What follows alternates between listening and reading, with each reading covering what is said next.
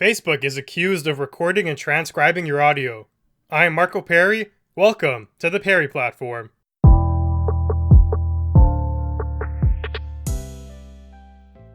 When will Facebook learn? Seemingly never. Facebook is accused for breaching your privacy. Again, for the 100th time now. According to Bloomberg, Facebook has been paying hundreds of outside contractors to transcribe clips of audio from users. They're hiring people to take essentially stolen clips of your voice and put words to your speech. In other words, they want a script of your private conversations. Facebook has come forward and said, oh no, we're not using your speech and your voice recognition patterns for advertisements. All we're trying to do is better our software. Yeah, right. Maybe right now, but if Facebook was never exposed, you know damn well where that slope was heading. Facebook made a mistake by trying to hire these outside people to come in and transcribe the audio. They could have used in-house services to keep it under wraps, but because of their mistake, the contractors started talking. The employees were reportedly uncomfortable with the request. They wanted to know how the audio was obtained, but Facebook did not disclose anything. They pretty much said, shut up and transcribe. It's not hard to understand why the employees would be uneasy with that. Facebook, a company notorious for data theft and shady business practices, hands you a bunch of audio files. They then refuse to disclose anything about them, and they just say, yeah, focus on transcribing. Don't worry about the details, they're not important. That's going to raise some red flags, and people started talking. The contractors wanted to remain anonymous though, but they did give information about the type of conversations that they were tasked with. They're hearing regular user conversations, and sometimes even vulgar ones. I can only assume what they mean by vulgar. I think it's a euphemism of sorts. I think it's likely they're talking about provocative conversations. Facebook might be interested in learning what percentage of users are making booty calls under apps, so they can bombard you with ads for condoms or sexual products or something like that. Who even knows what kind of dirt they're getting on people? With all of Facebook's past privacy infringements, I would not be surprised if they had pages worth of data on all of their users by now. Look at that. You have a pseudo-biography without even knowing about it, courtesy of Facebook's data collection. Now, the Irish Data Protection Commission, which takes the lead for regulating Facebook in Europe, is investigating for possible violations to privacy rules. I can help the commission out a little bit here. Of course it's a violation of privacy rules. There really is no doubt in my mind. A company listening and transcribing your conversations. In what universe would that not be a privacy infringement? If the commission comes back with inconclusiveness as a result, it will be clear that either their rules are lackluster or Facebook has evaded justice yet again. This report really makes me wonder when enough will be enough. We've seen Facebook continually fall out of line and actively push their boundaries further and further. They started one day by collecting data from your profile. Fair enough, that's public information and it was willingly put out there. Then, they started scalping from your private messages. That's not public, and now their practices are getting questionable. Fast forward to today, and they're actively listening to you and recording your speeches. What's next? They'll tap into your camera and record you while you're naked or doing something crazy? Then, they have their data compromised, and hackers are looking to extort every user now. I say that in jest, sort of, but honestly, I don't think it's far removed from the realm of possibilities. That's where the trajectory is heading right now. Despite all of that, the repeated invasions of privacy, the selling of data, the abuse of users, I do not see people united in an effort to stop this. It's very interesting. Articles like this literally come out every month. Facebook is stealing your data in new and creative ways every day. They're infringing on your privacy. Consumers are made aware of the violations via the media.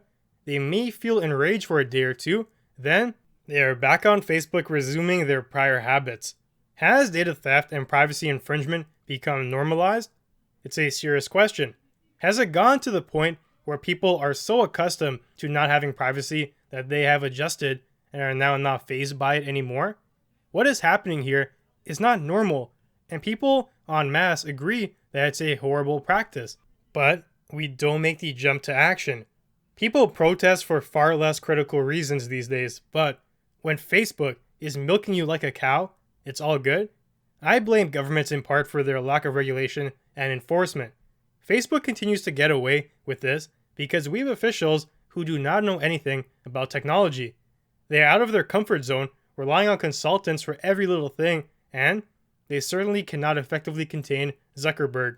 Then, when they finally get around to establishing a commission and have a concrete set of rules, Facebook breaks them freely and are met with meager fines. Let's do some quick math right now. In 2017, Facebook made over $40 billion in revenue. 89% of that came from advertisements. That's about $35 billion. To sell advertisements to companies, they need data. The more accurate the ads can be, the better their conversion rate. If companies are making more sales from highly targeted ads, Facebook can charge them more.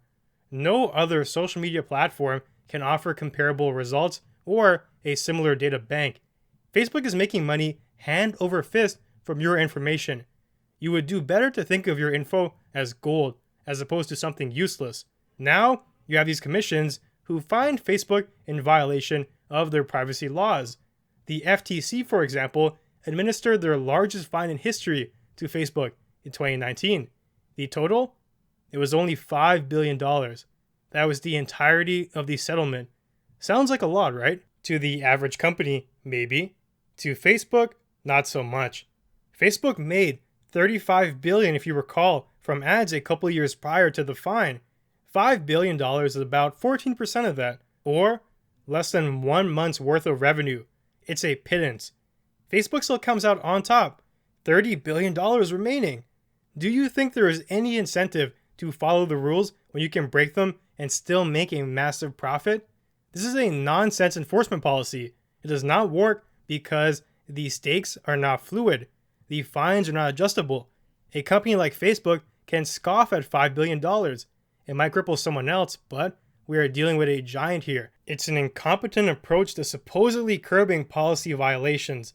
In the eyes of Facebook, they probably view this fine as a small fee they pay to the government to steal your data. And it's totally worth it from a financial perspective. It's a profit maker. If you make money from breaking the law, in this case, violating privacy standards, all the profit tied to these violations, they should be seized. It's really that simple and really that logical. People should arrive at that conclusion, but instead, the current setup is akin to someone robbing a bank for $1 million and then being fined $100,000, letting them keep the rest. You incentivize these actions, not curb them. These agencies and governments act like they're doing something, but in reality, it's all in vain because the simple act of making and upholding laws is not happening. Now, you have Facebook stealing your audio and transcribing it. Maybe the commission will find them. Maybe they'll think Facebook's guilty. I guarantee you, though, that it will be another guppy fine. Facebook will gladly pay it and move on, back to their old ways. The consumers will be enraged right now, maybe for a couple days, but they're going to move on too.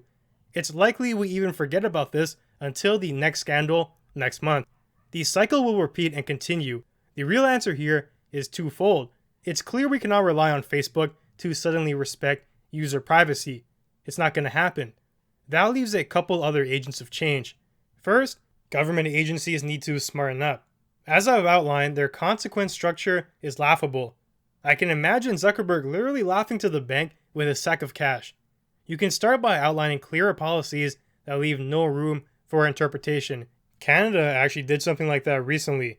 This year they drafted a digital charter meant to outline Canadians' online rights. I made an episode about that a little while ago when it was announced. It still has some room for improvement, but it's a good start. We will need a form of this globally in every country within every digital agency. The more standardized they can be, the better. We really need a UN-level discussion about this and to figure out what is acceptable and what is not.